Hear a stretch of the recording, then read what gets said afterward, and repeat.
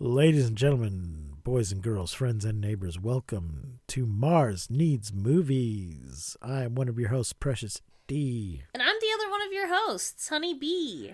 On this podcast, we look at movies about alien invasions, incursions, infiltrations, and visitations.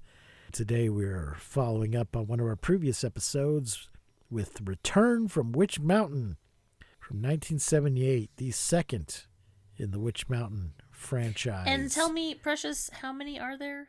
I think there's 5 altogether. Okay. All right. Yeah, 3 theatrical movies and 2 TV movies. Is Race to Witch Mountain? Yes. Okay. All right. That's the 3rd theatrical movie. Okay. All right. One of the TV movies is a remake of Escape to Witch Mountain. The other one is Beyond Witch Mountain.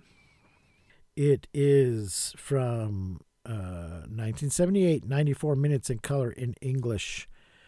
I don't see a budget, but the box office was $16.3 million. Wow. I can't imagine that that it costs too much to make. The cast, and what a cast it is. Bette Davis as Letha Wedge. What? Christopher fucking Lee as Dr. Victor Gannon.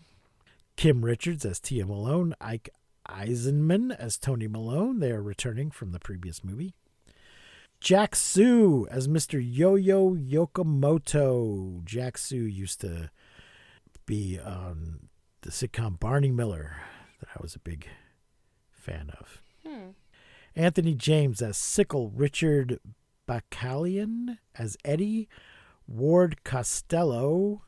I don't think he's any relation to Lou. No, he is not. As Mr. Clearco. Christian Junter as Dazzler. Brad Savage as Muscles. I don't know why his tough gang name is Dazzler. Because it's a child gang. It's a child gang in the 70s. Yeah, Dazzler was cool. I guess. Poindexter Yothers as Crusher. Jeffrey Jacquet as Rocky. Stu Gilman as Dolan. William Bassett as Operations Officer. Tom Scott as Monitor. Helen Winston as Dowager. Albert Abel as Engineer. Denver Pyle as Uncle Benet. He also returns from the previous movie. He only had like 2 seconds on screen in the other one. Brian Part as Pierre Daniel as Goons. Brian Part and Pierre Daniel as Goons.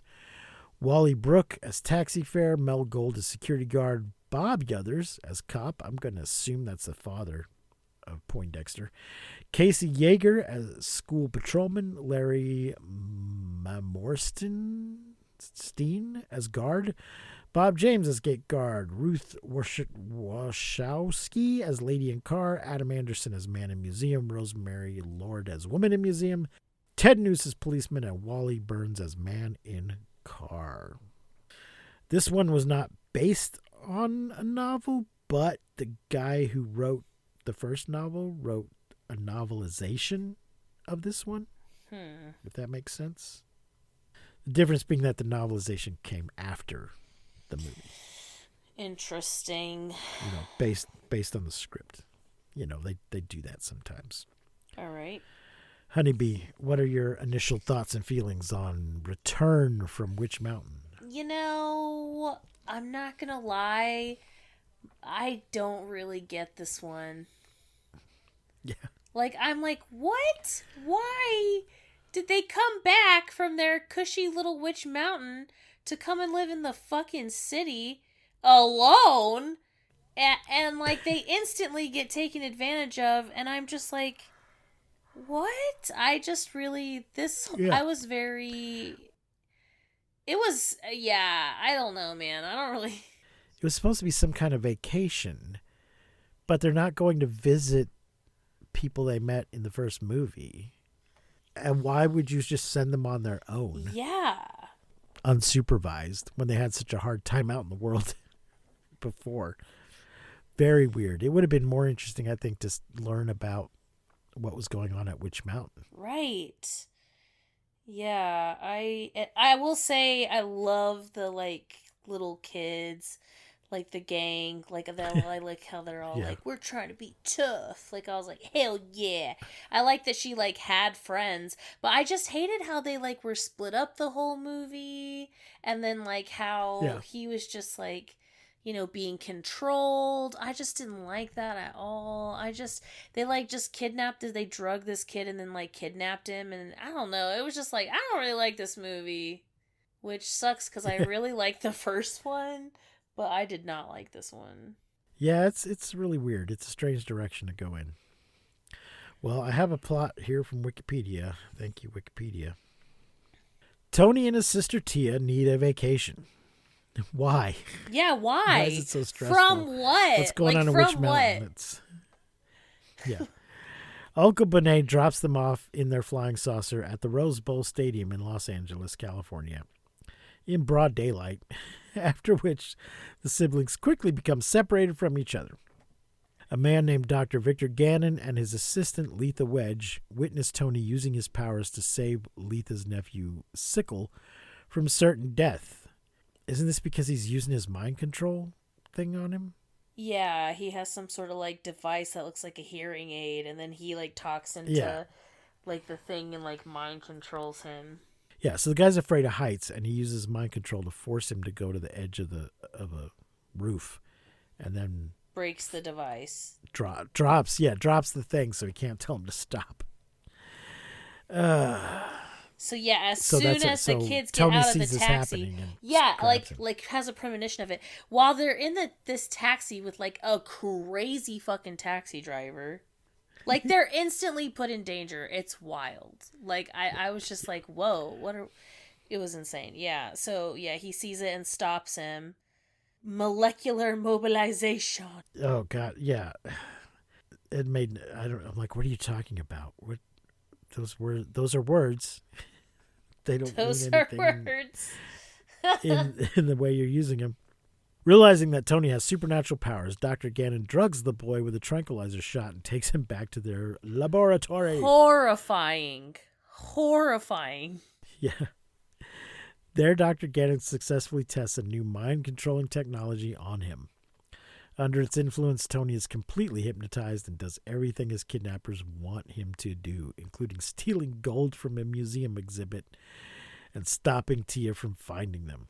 With Tony at his robotic bidding, Dr. Gannon hopes to achieve recognition within the scientific community and worldwide power, while Lethia merely wants a return on her investment. You don't get recognition from the scientific community by kidnapping children.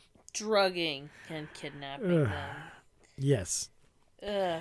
The Earthquake Gang, a group of would-be tough boys Tia meets, are being chased by a group of rivals. Tia telepathically gets rid of them. The boys accept her into their ranks and help her look for her brother. This part was kind of cool. I will say the little like gang fight where they're like hiding behind the trash cans and then like she throws all the trash on them and stuff, and then like throws the actual barrels over their heads. That I liked that part. That was all right. Okay. They let her sleep in their secret hideout where she has visions of Tony's location. Tia sees Tony at work with gold in a museum. He is controlled by a chip attached to his ear. To go to him, Tia convinces the Earthquake Gang to turn themselves in to Mr. Yokomoto, a truant officer who Tia informs about her brother. Yeah. Yokomoto agrees that the brother should also go to school, so chases the doctor, aunt, nephew, and Tony in his minibus. While chasing them, Gannon has Tony try measures to elude the pursuer and ultimately cause the minibus to go out of control. Tia and the gang hurry away to find Tony, leaving Mr. Yokomoto realizing he will lose his job for destroying public property. He's such a sad, sad man. Tony unstacks the gold for Letha, but her pushy desire for speed damages Letha's van.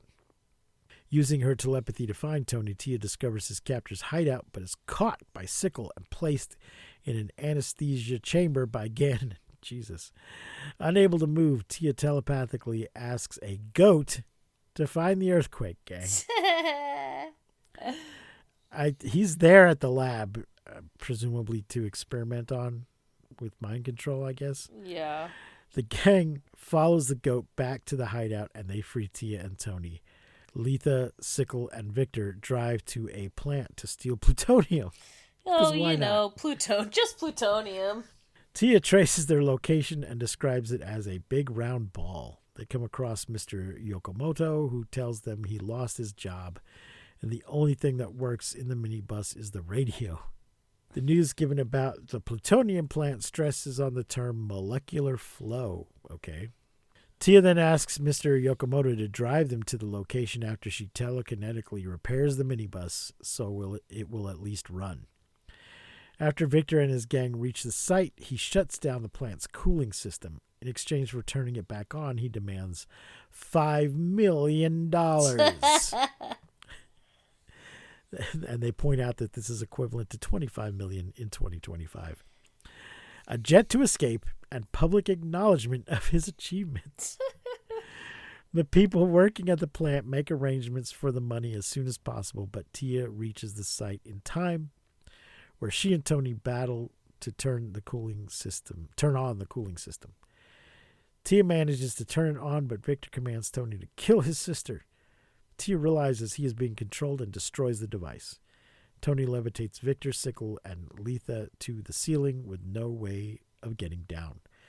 Mr. Yokomoto drives the kids to the Rose Bowl Stadium, and the Earthquake Gang come along to say goodbye. Tony and Tia restore the minibus to mint condition so Mr. Yokomoto will not lose his job. He's already lost his job. Convince the gang of the value. Well, maybe he hasn't actually. Maybe he's just afraid he will. They convince the gang of the value of going to school, bid farewell to them, board the flying saucer, and go back to Witch Mountain. Insane. I don't get it, man. How did you feel about this movie? Did you watch it when it came out? Did you like it? I don't remember. I mean, I knew it existed. I feel like I must have seen it, but I don't remember if I saw it in the theater like I did the original or not. I honestly cannot remember. So what do you think? I mean, it's not as good. It's just kind of weird and random. I don't get it. I don't get it. In the production notes, it says Kim Richards and Ike Eisenman have been in at least 4 films together.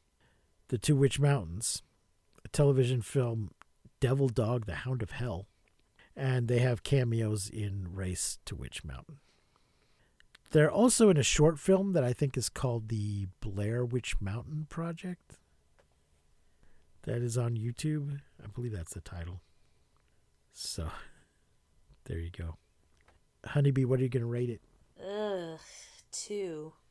2? 2. Yeah, that's fair. Yeah, I think that's fair. I think you're correct. It's a 2. I didn't really like it. Did not really like it. I mean, I usually like watching Christopher Lee. He's always good. He's been in some real shit, though. Oh, it was the final film of Jack Sue. He died of cancer in January 1979. Well, damn. That's sad. That is sad. I mean, I knew he had died during the course of Barney Miller. So there you go, folks. If you feel like watching it, it is on Disney Plus. We'll cover the other movies pretty soon. I don't know if we'll do some other ones before that or not. I haven't decided.